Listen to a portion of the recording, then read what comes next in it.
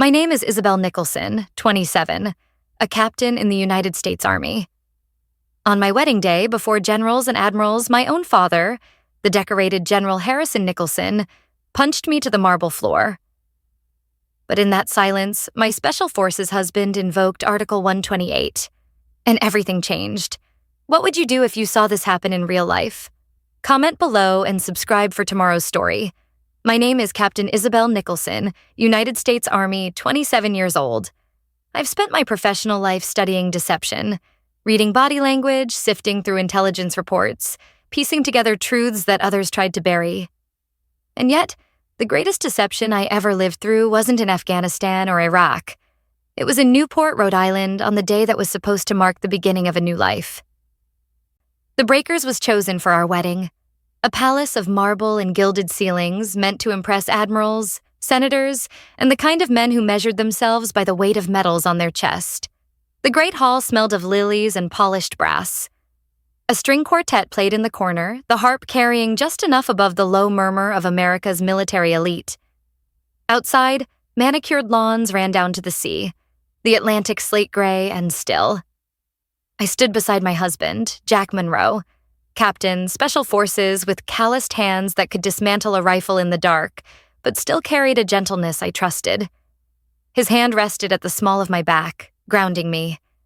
He smiled at me, the easy Wisconsin farm boy smile that had carried me through storms I never confessed to anyone else. For a moment, I let myself breathe. That was my mistake. My father, Major General Harrison Nicholson, entered the hall the way he entered every room of his career, as though he owned the air itself. 2 silver stars gleamed on his collar. Conversations paused. Posture stiffened. A path cleared without a single word spoken. He was a legend in armor and granite, a man whose temper was both feared and excused, the way thunder is excused in a storm. He ignored Jack completely. His eyes locked on me. The same pale blue eyes I had known all my life, but tonight they were devoid of even the thin warmth of performance. He leaned in close enough for me to smell the scotch on his breath, a smell that had haunted my childhood, usually followed by the sound of breaking wood and slammed doors. You think wearing a white dress and marrying a real soldier can hide the fact that you're just a desk-bound disappointment? His words were not shouted. They were a hiss, a whisper meant for me alone. But in a hall filled with commanders trained to read tone and posture, silence spread faster than sound. Then came the impact. A soldier's punch.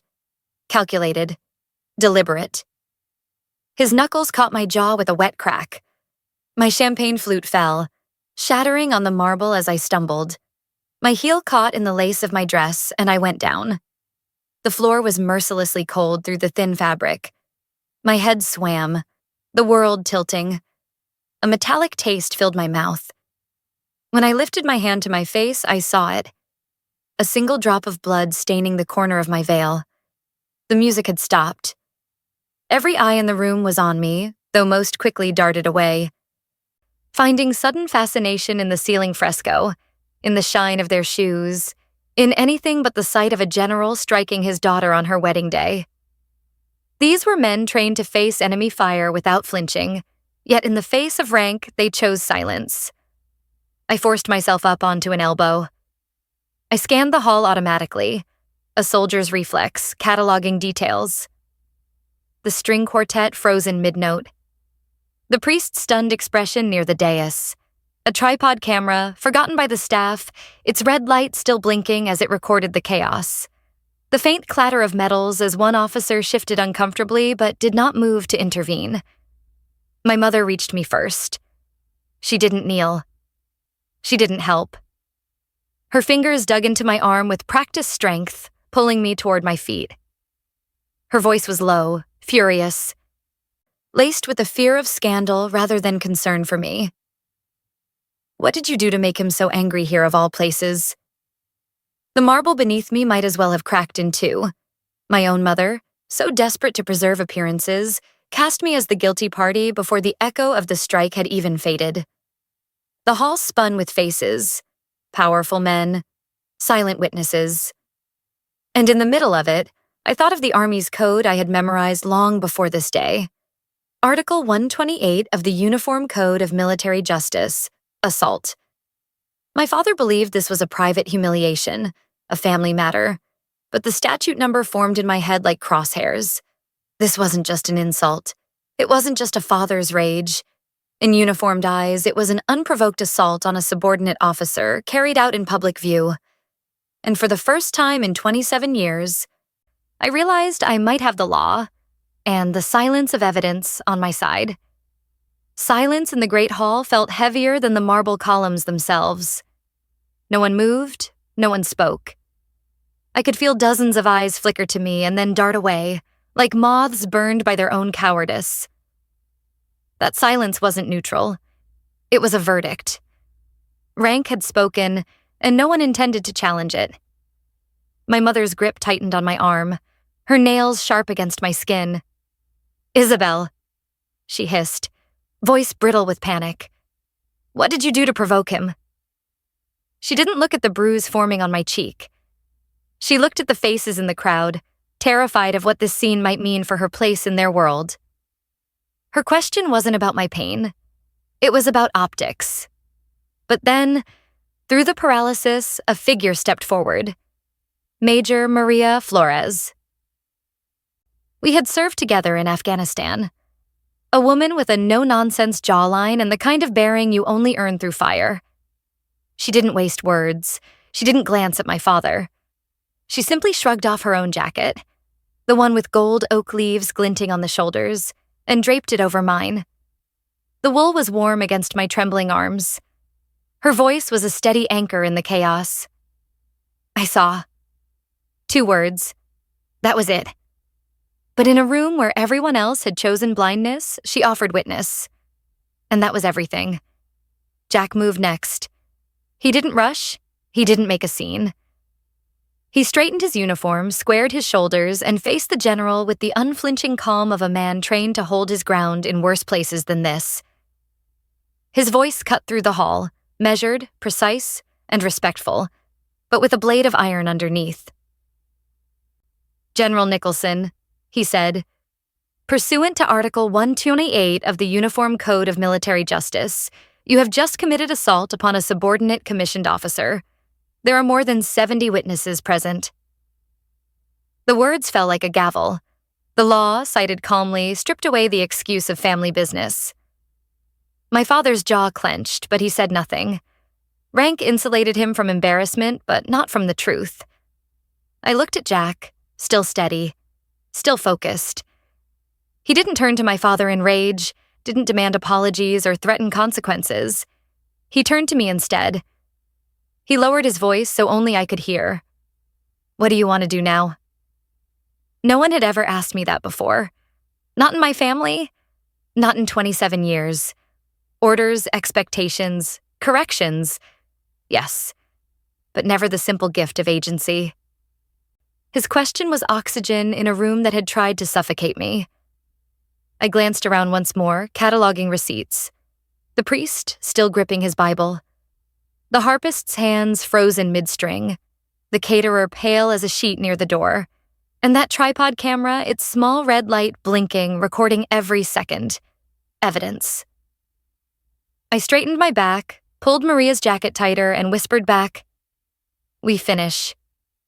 Jack nodded once, a soldier receiving an order. Then he faced the officiant, whose lips parted in astonishment. "Father," Jack said, voice carrying to the farthest corner of the hall. "We are ready to proceed." The guests shifted uneasily, their medals clinking in the strained silence. No one applauded. No one dared speak. My father's shadow still filled the room, but his authority had been pierced. The protocol Jack invoked had turned the insult into an official act. The general might still command respect through fear, but the record of what had just occurred would not vanish. And in that moment, though I was bruised and shaken, I realized the ground beneath me had shifted. My father's power had always thrived in silence, in the loyalty of those too afraid to act, in the complicity of those who looked away. But silence is not indestructible. It can crack with just 2 words. I saw. From that night forward, I knew that if I wanted to fight back, it wouldn't be through shouts or revenge. It would be through receipts, protocol, record, evidence. The Army doesn't run on emotion. It runs on paperwork and procedure. And I had both beginning to fall into place. The night had not broken me. It had introduced me to the one weapon my father could never fully command: the truth, documented. By the time the last champagne flute was cleared and the hall emptied into silence, my father had already vanished. He left without apology, without explanation, as though detonating a grenade in the middle of my wedding was nothing more than another battlefield maneuver. My mother followed him, her face locked in porcelain composure. They left me to stand in the wreckage, blood drying on my veil, the echo of whispers trailing me like smoke. Jack and I didn't linger. We retreated to the hotel a few miles away, the kind of place meant for newlyweds to celebrate beginnings, not to nurse wounds.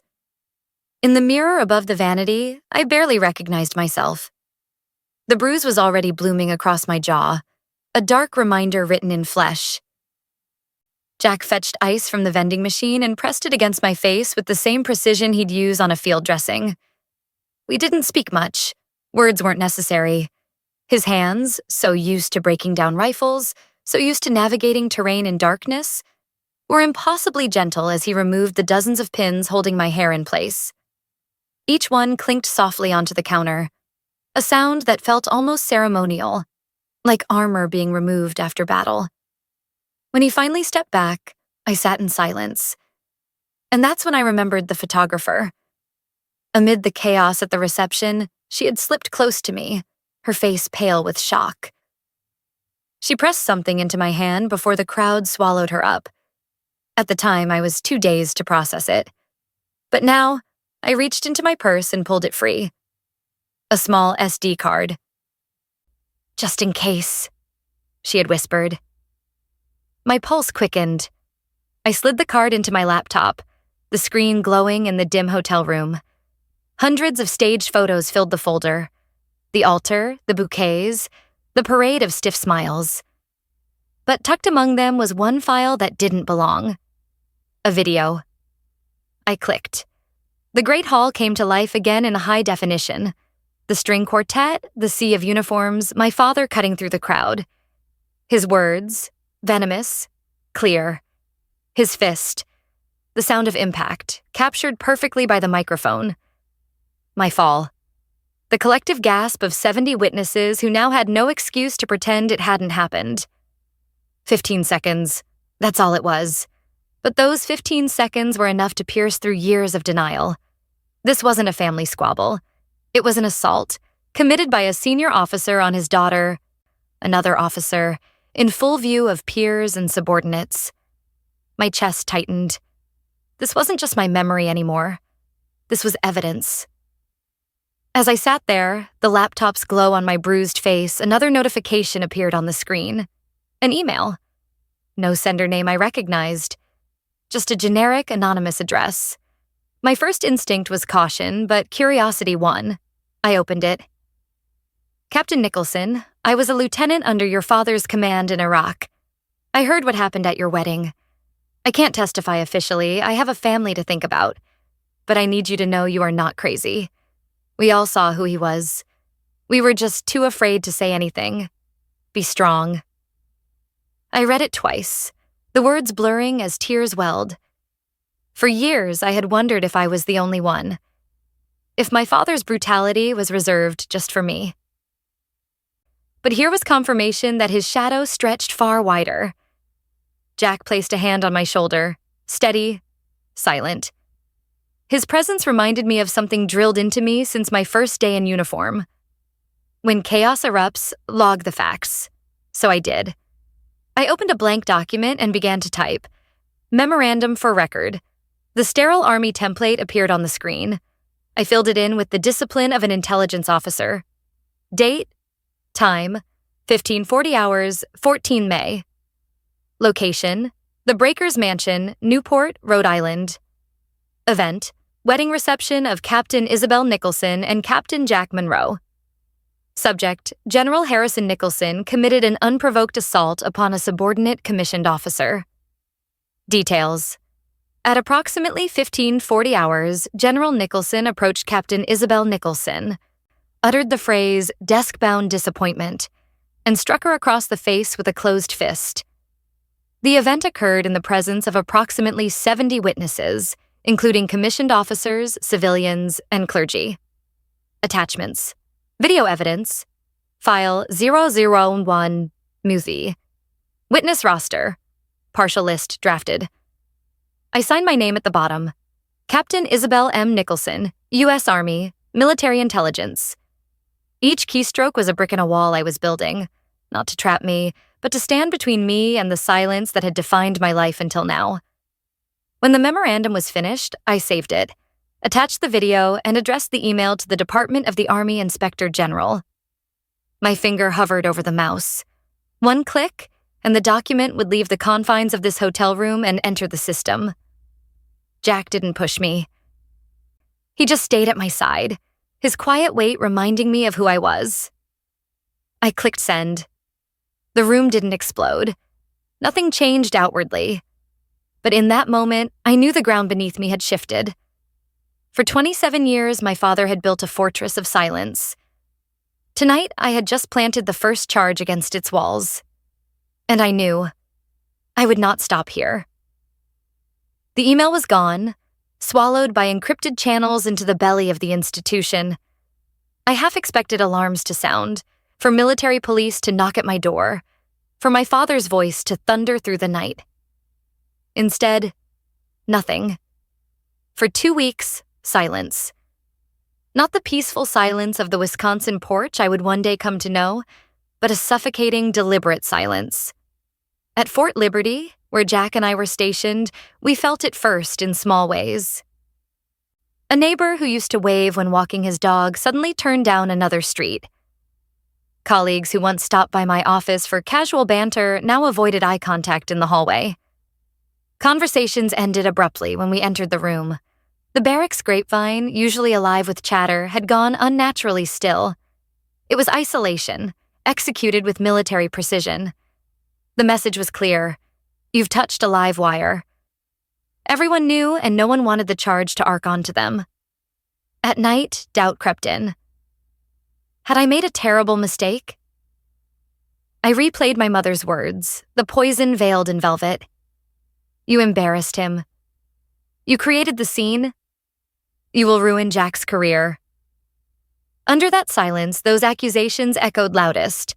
My father's power had always thrived in this, turning truth into shame, leaving his victims to question their own perception. When doubt clawed too deeply, I opened the MFR I had written and read it aloud like a litany. Dates, times, witnesses, evidence. The words were sterile, clinical, military, and they were mine. Facts don't care about shame. Facts don't bow to rank. On the 14th day, my phone rang. The screen flashed. Restricted number. My heart hammered. I forced my voice steady. This is Captain Nicholson. Captain, this is Major Evans, Judge Advocate General's Corps. His voice was clipped, professional, devoid of warmth. We have received your report and attachments. A preliminary inquiry has been opened into the conduct of General Harrison Nicholson. For a moment, I couldn't speak. My legs folded and I sat down hard on the edge of the bed. My report hadn't vanished into a black hole. It was alive. But before relief could take root, Evans continued. Captain, you should be aware. Your submission appears to have opened a floodgate. In the past 48 hours, this office has received 3 additional sworn statements regarding the general. The words struck harder than my father's fist ever could. Additional statements? Yes, ma'am. From other officers and NCOs. Details vary, but the pattern is consistent. He paused, tone carefully neutral. This will require escalation. I ended the call in a fog, staring at the phone in my hand as if it had grown heavier. For years, I thought the abuse was mine alone to carry. I had been convinced it was personal, that I was weak, overly sensitive, unfit. But now I realized he had left a trail of bruises and broken careers scattered like unexploded ordnance across decades.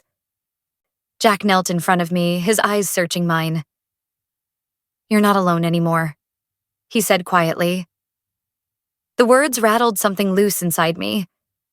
For the first time, I believed them. The days that followed blurred into briefings and instructions. I was contacted by Major Hannah Ratova, the trial counsel assigned to the case. She didn't coddle me, didn't soften her words. She laid it out like an operations order. "Captain Nicholson, General Nicholson will not go quietly. He will leverage every ounce of his influence to paint you as unstable, vindictive, disloyal. He will attempt to break you on the stand. This isn't just about proving what he did. It's about defending your credibility. From this moment forward, you are not just a daughter.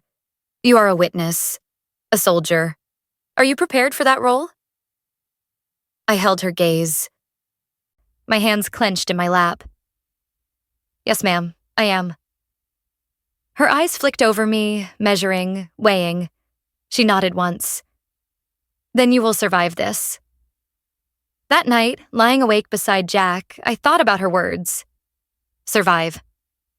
I had survived my father's rage for 27 years. Survival was muscle memory. But this was different. This wasn't endurance. This was offense. For the first time, I wasn't a silent bystander to my own humiliation. I was part of something larger, a record being written, a reckoning long overdue. And though fear still gnawed at me, clarity cut sharper. My father's silence had protected him for decades. Now, silence was no longer his ally. It was evidence. And every voice that broke it, even in anonymous statements, even in quiet corroborations, was another charge placed against the fortress he had built. The inquiry had begun. The institution he trusted to shield him was now sharpening its tools to investigate him. And I knew the next battle would not be fought in halls of marble or quiet hotel rooms. It would be fought in a courtroom, under oath, where protocol would weigh heavier than his stars. The Article 32 hearing was scheduled for early September at Fort Myer, Virginia. Not a courtroom exactly, but close enough. The paneled walls of the hearing room smelled of wax and formality, the American and Army flags stationed in opposite corners like silent sentinels. This was the arena where the Army decided whether allegations warranted trial. It wasn't theater. It was procedure. And it was now the place where my father's career would be weighed against truth. I sat in uniform, back straight, hands folded tight to stop their trembling. My husband Jack was beside me, silent, steady. Across the room sat my father. He wore his full Class A uniform, ribbons and medals glinting under the fluorescent lights, a visual reminder of decades of service. He kept his eyes fixed forward, never once meeting mine. Behind him sat my mother, posture perfect, expression a porcelain mask. The presiding officer, a colonel with a face carved in stone, called the room to order. The prosecution began with the basics: chain of evidence, receipt of my memorandum, the attached video. They moved with precision, the way soldiers move through a drill they've practiced 100 times. Then the screen lit up. The footage from the wedding filled the room. The Great Hall, the string quartet, the sea of uniforms, my father approaching. His hissed insult, clear as if he'd whispered it right into the colonel's ear. The sudden, sharp crack of his fist, my stumble, the gasp of the crowd. 15 seconds that stripped away every excuse he'd ever crafted. I didn't watch the screen. I watched my father. The set of his jaw stiffened. His shoulders, so often square and unyielding, seemed to sag just slightly as he saw himself reflected back by impartial technology. For the first time, his power looked fragile. When the lights came back up, silence hung over the room like a weighted blanket. No one moved for a long moment. Finally, the presiding colonel nodded once. "Proceed." I was called next. My father's civilian attorney approached with a smooth, almost condescending smile. Expensive suit, polished words, his strategy was clear. Make me appear as the hysterical daughter. exaggerating, unstable. "Captain Nicholson," he began, his tone dripping with false sympathy. "Isn't it true you and your father have always had a difficult relationship?" I kept my voice calm even. "No, sir. It was not difficult. It was abusive." A ripple went through the room. The attorney's smile faltered. He tried again, circling, pressing. "Wouldn't you say, Captain, that perhaps you've always been jealous of your father's legacy? That this is your way of drawing attention to yourself?" I met his eyes directly. "No, sir. I would say my father struck me with a closed fist in front of 70 witnesses. That is not legacy. That is assault." Each answer was clipped, factual. No embellishment, no emotion beyond the steady cadence of a soldier reporting the truth. Every time he tried to paint me as unstable, the facts held like steel. Then came Maria Flores. She testified with the same blunt force she'd shown at my wedding. "I saw the general strike Captain Nicholson. I draped my jacket over her shoulders to shield her from humiliation. That's what I did. That's what happened." Her words carried the weight of lived integrity. The venue manager was called to authenticate the video file. The priest was questioned about what he witnessed. One by one, witnesses spoke. Each added weight to the scale. Finally, my father was called. This was his chance to salvage himself, to show contrition, to offer explanation. Instead, he detonated. He launched into a tirade about loyalty, sacrifice, the ingratitude of a younger generation. His voice rose, echoing through the chamber. He spoke not like a disciplined officer defending himself, but like a tyrant unmasked. His words, once weapons, now rang hollow. The more he shouted, the more the room saw not a general, but a bully. The presiding colonel did not interrupt. He let the performance hang in the air, its weight collapsing under its own fury. When my father finally sat, red-faced and seething, the colonel's voice was quiet but decisive. "This hearing will recommend referral." That was it. No fanfare, no theatrics. Just a line entered into the record that would dismantle the monument my father had built. Days later, the official decision arrived. Forced retirement, reduction of 1 star, his name to be carried forward not as an untouchable legend, but as a man who had crossed a line and been held to account. I saw the photograph circulating quietly among staff, a general standing stiff as another officer removed the silver stars from his collar. His career ended not with salutes, but with silence. And in that silence, I finally felt the weight of something new. The truth, standing taller than his rank ever had. The verdict came quietly, almost too quietly for the storm that had led up to it. A single line in a formal document. General Harrison Nicholson. Relieved, reduced, retired. No explosions, no courtroom drama, no cathartic applause. Just the quiet removal of silver stars from his collar, a career ending not with honor but with paperwork. For weeks afterward, I lived in the strange stillness of victory.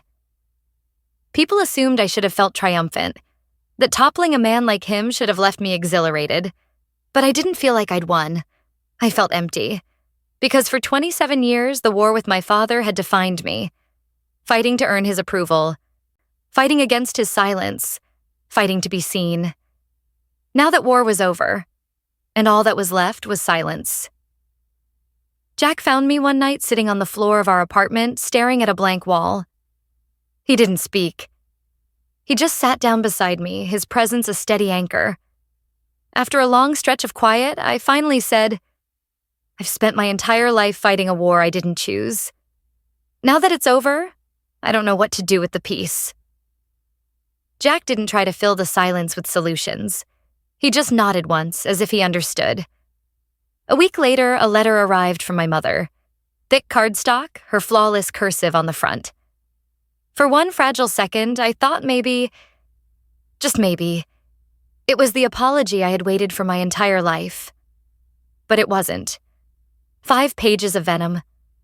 She wrote of the shame I had brought on the family name, the humiliation she endured at the country club. She painted herself as the victim, not once acknowledging the assault. And her final line was the one that broke something inside me. Perhaps when you have children of your own, you will finally understand the cost of your selfishness. I let the letter fall to the floor. For the first time since the wedding, I cried. Not angry tears, but deep, guttural sobs for the mother I never had. For the child in me that still longed for her. When the tears stopped, I picked up the letter, lit a match, and held it over the kitchen sink. I watched her words curl into ash. It wasn't anger. It was a funeral for the hope that had kept me chained. That night, I decided the war with my parents was truly finished, and finishing it meant leaving behind the battlefield they had built for me. I resigned my commission. Jack did the same. For the first time, the decision wasn't about duty or legacy. It was about choice. We bought a modest farmhouse outside Madison, Wisconsin. A porch with peeling paint, a yard big enough for a garden. Nothing special to anyone else, but to us, it was freedom. For the first time, life wasn't about surviving. It was about cultivating. I sank my hands into rich black soil and grew tomatoes that reached for the sun. I drank morning coffee on the porch swing, not in a war room. The silence here wasn't heavy. It was healing. Jack turned the old barn into a woodworking shop. The sound of saws and chisels replaced the sound of shouted orders and slamming doors. He built tables, chairs, things that would last. Creation instead of destruction. One afternoon, we visited the local animal shelter. In the back was a trembling terrier mix with frightened eyes. His file said he had been abused. Nobody wanted him. But when I crouched down, his eyes met mine. "He's the one," I whispered. For weeks, he hid under the kitchen table, too afraid to come out. I didn't force him. I just sat nearby, reading aloud in a calm voice, letting him learn my presence. One day, he crept forward and laid his head on my lap. His body shook, but he trusted me enough to stay. Tears filled my eyes. I understood him. We were both learning to believe not all hands were meant to strike. In time, I found myself volunteering at a local center for female veterans. Not as a counselor, just as someone willing to listen. I sat in circles where women told stories of harassment, of assault, of being overlooked and silenced. And when they finished, I said the only words that had ever mattered to me. "I see you." 2 years after the wedding, on our anniversary, Jack and I drove back to Rhode Island. Not to the mansion where it all fell apart, but to Castle Hill Lighthouse. The wind whipped across the cliffs as we stood in sweaters and jeans. No uniforms, no medals, just us. We wrote new vows on notebook paper. Jack promised partnership, quiet strength, and peace. I promised never to be silent again. I ended mine with a vow not just to him, but to myself. I will always listen to my own voice. The waves crashed against the rocks. The lighthouse stood watch. And for the first time, I wasn't fighting. I was free. When I look back on that day in Newport, the marble floor, the stunned silence, the cold sting of betrayal, I no longer see it as the day my father destroyed my wedding. I see it as the day he destroyed his mask. For years, he thrived in silence. The silence of subordinates afraid to speak. The silence of colleagues who looked away. The silence of a family conditioned to believe rage was normal. That day, in front of admirals, generals, and friends of power, he tried to break me the way he had always done behind closed doors. But silence cracked. A witness spoke. A husband invoked Article 128. And the truth, once recorded, refused to vanish. I thought breaking him would feel like triumph. It didn't. It felt like emptiness. Because justice doesn't give you back what you lost. It only frees you to stop losing more. What mattered wasn't the courtroom or the verdict. What mattered was what came after. The farmhouse, the rescued dog, the quiet mornings. The veterans' circle where women finally spoke their truths.